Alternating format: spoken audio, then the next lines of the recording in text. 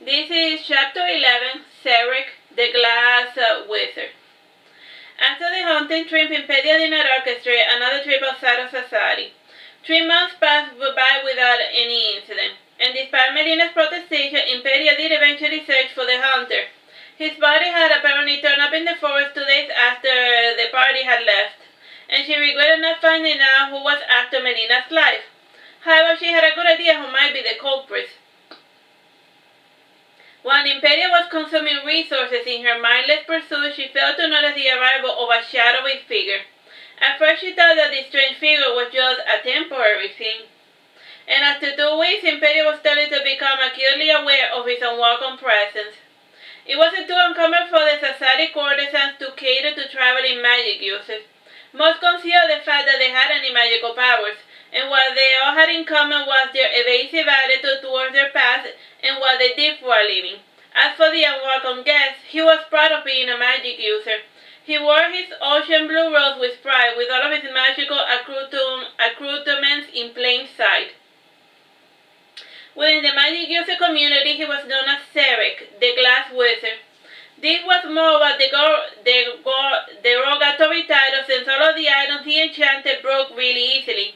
He was the same man whom Melina had commissioned the mask for her birthday masquerade, and before then Ceric had barely any funding for his magical research.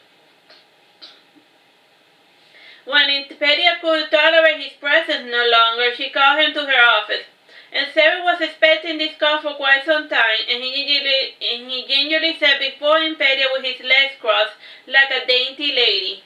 And his hands were manicured, and from where Impedia sat, she caught the faint, pleasant smell which clung to his robes. She naturally assumed the smell came from his spell components, and she was most distraught by his clear blue eyes and his olive skin. Ceric crossed his hands and asked Impedia, "How may I help you, my lady?"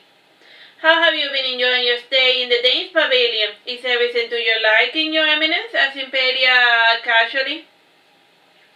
"The accommodations are excellent, and you have made certain of this, my fair lady," answered Ceric. "Ceric, was it some of the nights feel that you are taking advantage of our hospitality? Pray do tell me, under whose authority do you continue to reside with us?" inquired Impedia. "Under Melina's authority, of course, and I ought to well the rules of your court, and Melina is my benefactress, and she said I could stay in the court for as long as I want, or at least until I get back on my feet," said Ceric, lowering his eyes. Most of his face was cast in dark shadows. "Melina is still but a child, and I care for her as if she were my own daughter. And remember this, Ceric," said Impedia. Ceric was quiet for a moment, and then he nodded and said, giving a faint smile, "I will keep that in mind, my lady." Impedia pointed to the door, and Ceric got up, and he gave a slight bow before leaving.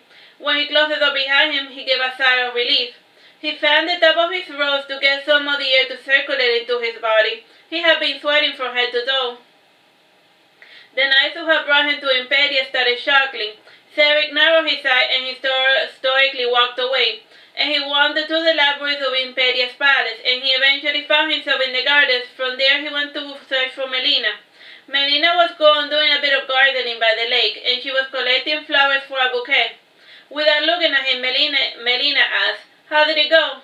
"How do you think it went? Her ladyship hates me," said Ceric, sitting down on a marble bench. From the corner of his eye he was aware of Melina's shadow, Sir Walter. Sir Walter was reclining in a hammock with a book in his hand, and the fine summer weather had completely overcome him. He was at peace with his surroundings, and he was allowing himself to drift into sweet serenity. Closer to the lake, Ceric saw Baron with a fishing rod, and sitting beside the boy on a blanket was Franny, and she was practicing her sewing under a bright satin parasol. Ceric lowered his hood to allow the warm sun to bathe his face, and he brushed back his long jet black hair with his hand. Melina said nothing while she sensed Ceric's attention was drifting off, and when she felt that Ceric was actually paying attention to her, she said, "There's no need for you to fear Impedia, and if you want to, I can speak with her to set her mind at ease." "I would prefer if you didn't," said Ceric. "I do not want to earn her any more animosity. Maybe it will be best if I return to the tower." "But you hate it there, and aren't you more comfortable in your suite?" inquired Melina. It is an improvement from the storage closet that I used to call a laboratory. Alas, no one in the tower appreciates my work, and I had to scrape and beg for each morsel. And in the end, all they give me is enough to sustain myself and nothing more, complained Ceric. Some things cannot be helped, my dear Sarah. The Archmago sees your talent and seeks to start your process for his own benefit, explained Melina. How can you be certain of this? He seems like such a just and honorable individual, said Cedric, fiddling with the end of his sleeve. It is because he is just and honorable that I suspect him. People who want to be perceived as honorable tend to be rotten on the inside and without pity. They try to distance themselves from people of ill repute and will never lift a finger to help out anyone in true need. Take my word for it, Ceric. Honorable people are the scum of the earth, said Melina, cutting with her scissors the stem of one of her roses. By your logic, His Highness is good on the inside as he portrays himself as evil, chuckled Ceric. Bersamin isn't inherently evil, nor is he good per se. Rather, he has a vision of a perfect world, and he will make it come true by any means necessary, explained Melina. Pray do tell me, whether we fit in his grand scheme of things, asked Ceric. We do not, said Melina, tying her bouquet. She then placed the bouquet in Ceric's lap, and she sat down beside him. Ceric smelled the flowers, and then he commented, these flowers are lovely, and the bouquet as a whole lacks any logical consistency. You should study a flower arrangement, Melina. I could say the same thing about your magic, said Melina, retrieving her bouquet. I fear you may be right. On another note, would you like me to teach your little baron some magic? He certainly has the talent for it. If only he could stop burning everything in his path, said Ceric, pointing to the boy. I think not. Baron will not benefit in the least from the teachings of a novice like you, said Melina, laughing. Ceric flinched when he heard this, and he started getting up, but Melina detained him, and she said, I meant no offense, Ceric. I am simply stating a fact. That is all, and in your effort to gain acceptance, you have allowed your magic to be corrupted, and you're not high in Chateau Gideon Badge, and you will never be. And you get nothing for your petty imitations of his spells and incantations, so stop following his footsteps and walk your own path, man. Ceric heard a clapping behind her, and turning around he saw Lucrezia's mocking face. And sneering, she said, a stirring oration as always, my dear Melina. Lucrezia's presence made Ceric lose track of his thoughts, and he got up and he lowered his hood before departing. When he was out of earshot, Lucrezia said, how long is the glass wizard going to be staying with us? As long as he wants, said Melina. We get nothing for his continued importunities, and he lacks both money and rank, and I hear he is a laughing stock among the magic community, said Lucrezia, sitting beside Melina. What he lacks in either, he makes up for in wealth, said Melina, getting up. He certainly is a man with ambitions, but wealth can only take you so far in the world, said Lucrezia, facing Melina. Melina opened her mouth to say something, but she chose to remain silent. Lucrezia knew that Melina only did this in order to preserve their friendship. Baron noticed that Melina was leaving, and he dropped his fishing rod to run after her. Franny, raising her voice, said, Baron, wait. Baron stopped beside Franny, and she took her small hand in hers, and she said, you know that Melina works today. Please do not interrupt her. Baron sat down beside her with downcast eyes, and he said, yes, I know. Franny got up from her picnic basket a parcel, and when Baron opened it, he quickly closed it, and narrowing his eyes, he whispered to Franny, is this? Yes, a fragment of the genuine article, said Franny, smiling. But how did she find it? Inquired Baron, putting the parcel under his shirt, and he looked over his shoulder to make certain that nobody was looking. He pouted his lip when he noticed that Lucrezia was looking in his direction. Just ignore her, said Franny, petting Baron's head. I'm going back to my room to get started on this right away, said Baron, running towards the Dane's pavilion. Lucrezia then went to stand behind Franny, and she asked while looking down at her, what was in the parcel? Nothing, just some little drawings Melina had acquired for Baron's birthday, lied Franny, focusing her gaze on her sewing. Isn't Baron a little young to have such drawings? Then again, Melina's an orphan, so she wouldn't know how to raise a kid properly, said Lucrezia, sitting down beside Franny. What makes you so certain that Melina's parents are dead? Asked Franny. Think about it. No self-respecting parent will force a child to play the role of a courtesan, and she never talks about it, nor even makes the attempt to send clandestine letters or even money, said Lucrezia, fanning herself. Maybe they are illiterate, suggested Franny. Or perhaps they abandoned her or sold her into slavery, said Lucrezia, and she added, ditching kids in the woods is a common practice these days.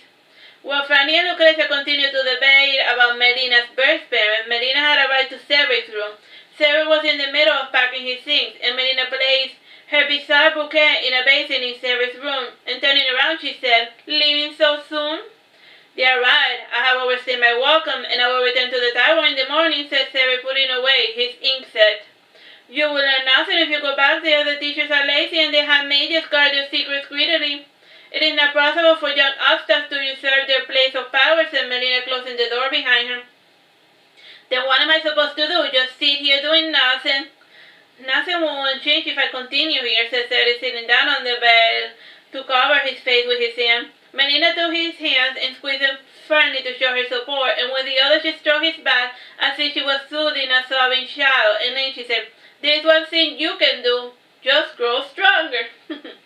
Melina got up from bed and she removed a painting from the wall, and behind it there was a pattern in the blue wallpaper which seemed a bit uneven, and after moving it a bit, it revealed a secret compartment, and within it there were 5 black tomes, and Melina carried those heavy tomes under her arm.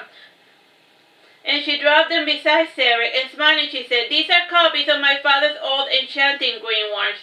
The information is a bit dated, and a few of the concepts may not apply today, but the tomes can certainly help you broaden your horizons."